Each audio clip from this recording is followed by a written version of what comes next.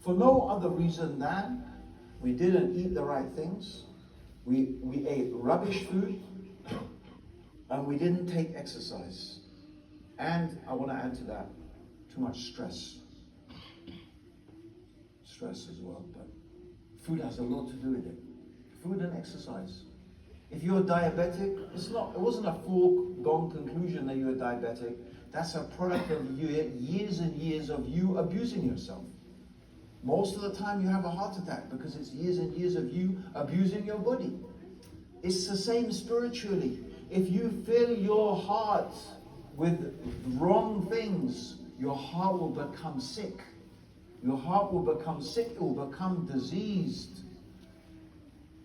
The diseases of the heart: jealousy, envy, hatred, greed, lust, stress, worry, grief. These are the things that will start to affect your heart. Hatred will start to affect your heart. Until eventually what happens? Your heart becomes dark. It becomes darkened. And this dark heart can no longer recognize what is good and what is evil, what is right and what is wrong. It can no longer see the light that Allah subhanahu wa ta'ala has given us for guidance. That's what happens. The heart becomes sick and then the heart dies. That's what happens. Because either you didn't remember Allah or you fed it with the wrong things. It's just like your body. The heart is the same thing, my brothers. And so the reality is, and I want to go back to where I started, people who are ready to kill themselves, people who are ready to take their own lives. Why? Because their hearts are dark. They're lost. They're in darkness. They can't see a way out. Because there's something that is so terrible that if you are in that condition, even life itself does not seem like it's worth living.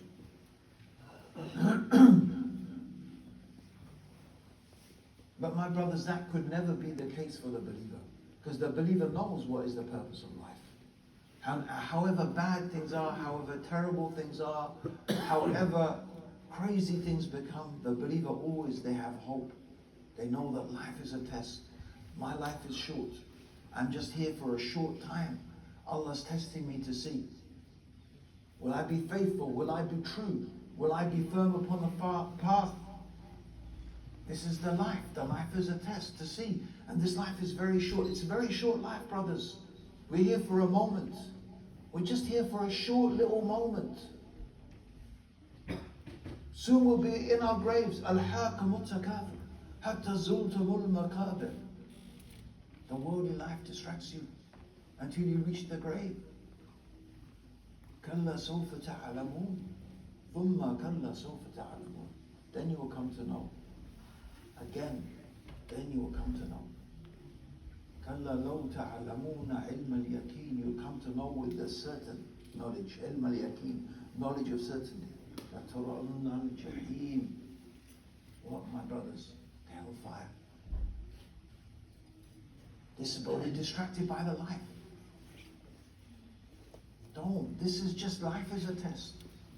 Will you worship Allah or not? Will you follow the path of the Prophet sallallahu alaihi wasallam or not? Will you follow the path of the righteous or not? And who knows? You don't, brothers, you don't want to care about the opinions of people. What is important is your position in front of Allah. There's going to come a time on the Day of Judgment when Allah will interview every single one of us, and there will be no veil between us and Him. And there's no one else, just you and Allah. You and Allah, no one else. That's the reality. This is the reality. Even the prophets on the Day of Judgment, the prophets will say, Nafsi, Nafsi. The prophets will say, Nafsi, Nafsi. They will go to Adam. Ask your Lord to begin the intercession. Nafsi, nafsi. I remember I ate from the tree. They will go to Nuh alayhi salam. He will say, I remember when I said to Allah about my son, nafsi, nafsi, myself, myself. Allah is angry this day like He never was before and never will be again. Subhanallah. Even the prophets. So this is the reality. Except of course Rasulullah sallallahu alayhi wa sallam. He will go and he will wait. Allah will give him permission to make a dua to begin the Day of Judgment. This is the benefit of one of the benefits Prophet sallallahu alaihi wasallam brings to all human beings. But the point being, if even the prophets, they're thinking, myself, subhanallah, brothers, you're just here for a moment. We are just here for a small little moment. Be patient, be firm, be steadfast. Soon we'll be gone. That's it. Soon we'll be gone. This is the life. But what we do in this life is going to determine where we spend our eternity. So what have you done with your life? What have you done with your life, my brothers? You know the hadith, the Prophet sallallahu alaihi wasallam said, the 2 feet of the son of Adam will not move from their place in front of their Lord until He asks them about 5 things. No one of us, no human being, our feet will not move from their place. On the Day of Judgment, no one is going to move until we have been asked about 5 things. What are the 5 things? What is the first one? What did you do with your life? What did you do with your life? Ask yourself that question now. Imagine now, right now, this whole building collapses. You're dead. That's it. Your life's finished. What's your answer? What's your answer going to be? What have you done with your life, brothers? What is it you can sincerely stand in front of Allah and say, I did this? Now, there are some people, one man, Allah, the first people that Allah will bring them. You know the first one? He's a martyr. Allah will ask him, what did you do with the favors I gave to you? What did you do with your life? Oh Allah, I fought jihad in your path until I was killed a martyr. Allah will say to him, you lied. He will say, I did it for your sake. Allah will say, you lied. You did this because you wanted people to call you a brave man and a fighter. And Allah will order him to be dragged on his face to the hellfire. Then will come a man. Allah will ask him, what did you do? He said, I gave charity everywhere. I spent charity in your path for your sake. Allah will say, you lied.